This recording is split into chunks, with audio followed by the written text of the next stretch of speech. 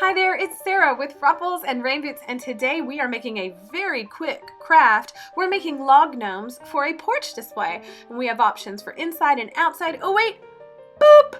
Gotta boop the gnome nose. If you'd like to make this, stick around. Please like this video so I know you're here crafting with us. And if you are here, you may have seen this guy. He is the lumberjack gnome with reversible or interchangeable beards, and he was my inspiration for this porch display. And so to get to our porch, what we're going to use is 3 logs, all cut differing length or heights, and then each of them have been given a face with an angled cut. We're going to use faux fur, we're going to use fleece, and we're going to use a fabric. Now, if you're not putting this under a porch, you can use a tablecloth or anything that is weather resistant.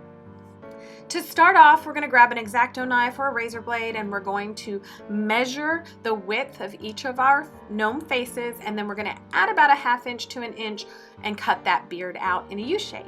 Next up, we're just going to use the same measurement and we're going to create the hat. So they're just triangles, and 2 of ours were about the same size, one was a lot bigger. And then we're going to take those hats and we're going to hem them. Again, if you're using a fleece fabric that doesn't fray, or you're using a plastic tablecloth, you don't need to do this. But if you're using fabric that frays, give it a little hot glue hem and we'll move on.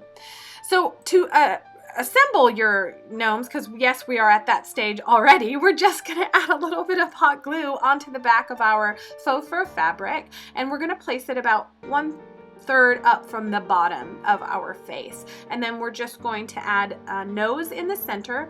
Now, for those of you who've never done gnome beards, we're just splitting the faux fur there. We're not adding a mustache or anything, but we're pulling the fur away from the nose so it gives the illusion of a mustache.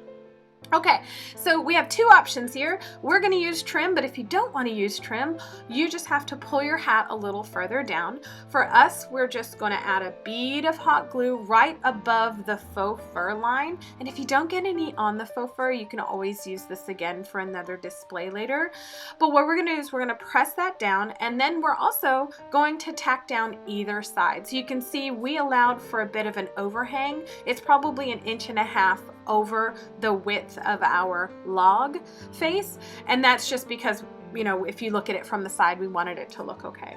All right, so now to make the rest of the hat, all we're going to do is we're going to flip it over on the back, and then we're going to use a bead of hot glue down at the bottom, and then we're going to seal the whole top of the hat.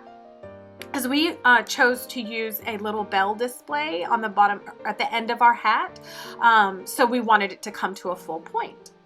Okay, so for our decoration, again, this is 100% optional, but for our lumberjack gnome, we chose to use this white fleecy fur fabric that we had left over from another project, and we just measured it for the entire width of that hat again, so it goes from entire end to entire end, and then we're just going to add a bead of hot glue. And we're almost done. Isn't this a quick craft? And we made 3 of these, and it didn't take very long at all, especially if you already have the logs cut. Okay, so now we're just going to tack that down, making sure that it kind of covers up the little top of the gnome nose. That is a personal preference, but I always recommend it because we want it to sort of look like his eyes are all tucked up under there. Okay, so here we are, we're just shushing out the beard again, and again, we want it to sort of look rough and tumbled instead of brushed, so instead of pushing it down, we're going to be pulling it out. So that's how we get that rough looking PC beard. And then we chose to have a wraparound hat. You don't have to, but we're going to put a little bell on the end of ours, so we added a little dab of hot glue right at the top of the hat so that the end came around the side. And here we are adding a little dab of hot glue to add our bell.